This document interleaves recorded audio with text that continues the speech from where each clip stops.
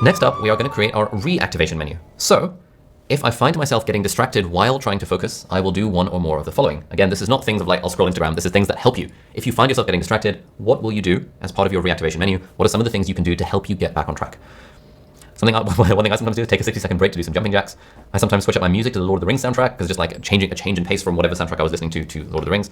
I'll sometimes switch my phone to do not disturb. In fact, my phone is almost always on do not disturb mode anyway, but I'll actually put it in another room. And actually there is evidence that if you have your phone simply in the same room as you, then part of the brain is used to like anticipate messages and notifications that might come in. And they had like it was a study where they put two groups of people. One of them had a phone in a different room. One of them had the phone in the same room face down and with no notifications. And they saw reduced performance on the task for the people who simply had the phone in the same room. So yeah, the phone is a killer when it comes to focus. Spend 2 minutes doing stretches in my chair before resuming, whatever that might be. Join a Focus Lab co-working session for accountability. Use voice file to dictate the thing that I'm working on. So again, we're going to put a timer on for 90 seconds, and I would love it if you can share or write down for yourself what are some of the things you could have in your own reactivation menu that will help you not get distracted, essentially, or help you if you do find yourself getting distracted while you're in the middle of a focus session, what are the sort of things that can help you get back on track? I'll put the music back on.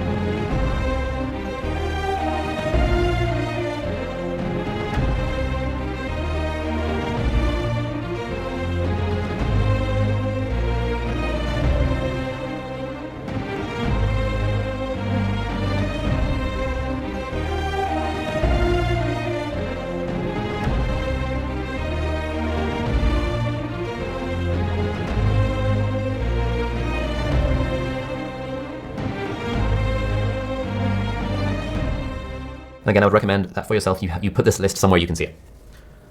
Because distraction is the second most common thing that we all struggle with, and it's useful for us to just have a list of really simple things that when we're in the throes of distraction, we can just look at our list and be like, okay, I'm just gonna do that thing. And then over time, we build up our own system, our own reactivation menu that helps us combat distractions.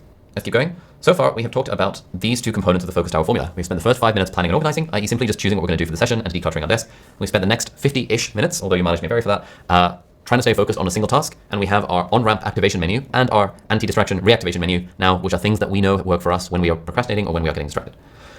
So we can safely tick the box of focus. So ideally, if you incorporate these techniques, you'll find it a lot easier to focus for 50 minutes without getting distracted.